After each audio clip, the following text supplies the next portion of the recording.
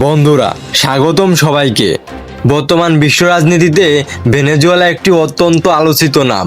ইরানের পরেই যে দেশটি নিয়ে যুক্তরাষ্ট্র সবচেয়ে বেশি চিন্তিত তা হলো ভেনেজুয়েলা। অনেকের মতে দেশটি যেন আমেরিকার বুকে চেপে বসে থাকা এক প্রতিপক্ষ।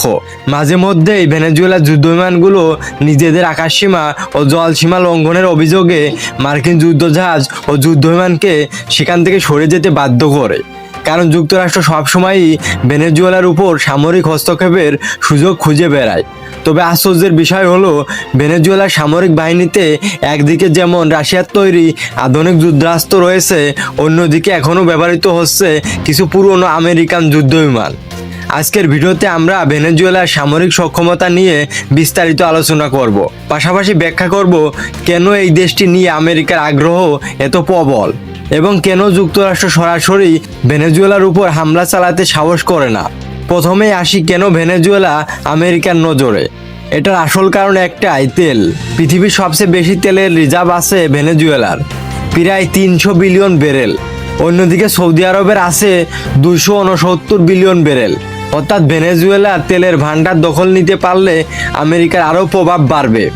তবে বাস্তবতা হলো, চোখের সামনে বিপুল সম্পদ থাকা সত্ত্বেও যুক্তরাষ্ট্র আজ পর্যন্ত ভেনেজুয়েলাকে সরাসরি দখল বা নিয়ন্ত্রণে নিতে পারেনি। গ্লোবাল ফায়ার পাওয়ার 2025 সালের তালিকায় ভেনেজুয়েলার অবস্থান 50তম। কিন্তু শুধু র্যাঙ্কিং দিয়েই একটি দেশের প্রকৃত সামরিক সক্ষমতা বিচার করা যায় না। ভেনেজুয়েলা বহুবার দেখিয়েছে যে তারা আমেরিকার নানা ষড়যন্ত্র সফল হতে দেয় না। ভেনেজুয়েলার সামরিক বাহিনীর পূর্ণ নাম হলো national Bolivarian armed forces of Venezuela. দেশটির সক্রিয় সেনা সদস্যের সংখ্যা 1 লক্ষেরও বেশি।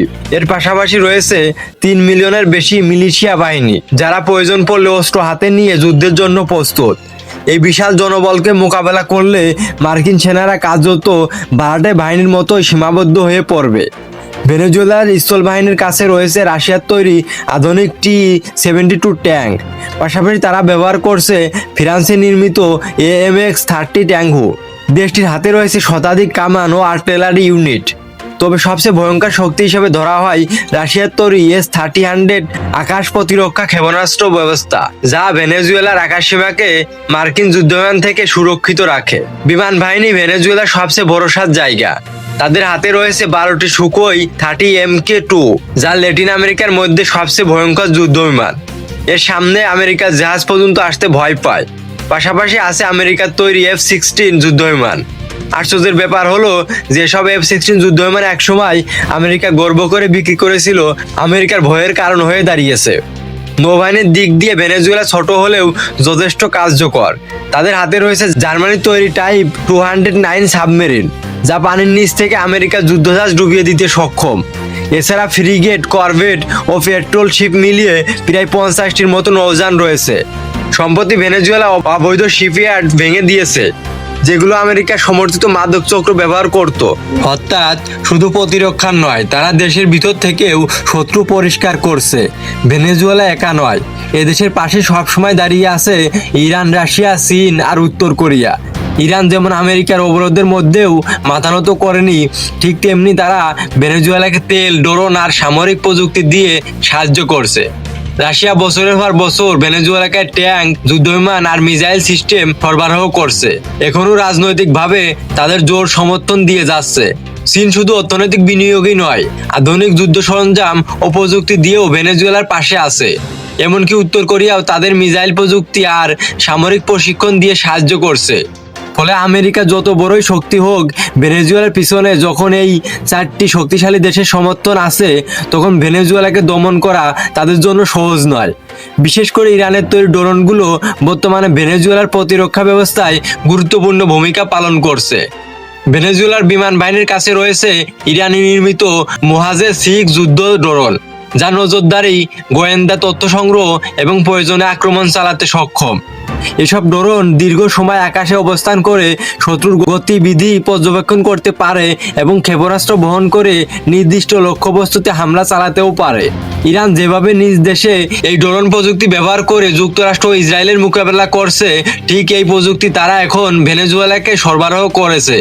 এর ফলে ভেনেজুয়েলার প্রতিরক্ষা ব্যবস্থা আরো আধুনিক ও কার্যকর হয়ে উঠেছে, যার কারণে মার্কিন যুদ্ধবিমান বা যুদ্ধজাহাজ সহজে তাদের সীমান্তের কাছাকাছি আসার সাহস পাচ্ছে না। এবার আসা যাক 2025 সালের সাম্প্রতিক ঘটনায়। যুক্তরাষ্ট্র দক্ষিণ ক্যারিবিয়ান অঞ্চলে পাঠিয়েছে 7টি যুদ্ধজাহাজ, একটি পারমাণবিক সাবমেরিন এবং প্রায় 450 জন সেনা। আনুষ্ঠানিকভাবে তারা একে মাদক বিরোধী অভিযান বললেও প্রকৃত উদ্দেশ্য যে ভেনেজুয়েলার উপকূলে চাপ সৃষ্টি করা তা প্রায় সবারই জানা।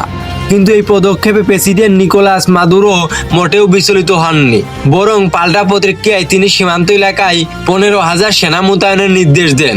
একই সঙ্গে সক্রিয় করা হয় 4 মিলিয়নের বেশি মিলিশিয়াকে, যারা সাধারণ নাগরিক হলেও প্রয়োজনে যুদ্ধে অংশ নিতে প্রস্তুত। মাদুরো আরও ঘোষণা দেন, প্রতি শুক্রবার ও শনিবার সারা দেশে নাগরিক প্রতিরক্ষা প্রশিক্ষণ চলবে। অর্থাৎ যুক্তরাষ্ট্র যদি সীমান্ত অতিক্রম করে তবে শুধু সামরিক বাহিনী নয়, সাধারণ জনগণও প্রতিরোধে এগিয়ে আসবে। সবকিছু মিলিয়ে স্পষ্ট যে ভেনেজুয়েলা যুক্তরাষ্ট্রের মতো পরাশক্তির মুখোমুখি হয়েও দৃঢ় অবস্থান ধরে রেখেছে। অস্ত্রের দিক থেকে হয়তো তারা আমেরিকার সমতুল্য নয়, কিন্তু দৃঢ় মনোবল, শক্তিশালী মিত্রতা এবং জনগণের সক্রিয় অংশগ্রহণ তাদেরকে আরও শক্ত ভিত দিয়েছে। যুক্তরাষ্ট্রের আগ্রহ যতই তীব্র হোক, ভেনেজুয়েলাকে দমন করা তাদের জন্য সহজ হচ্ছে না।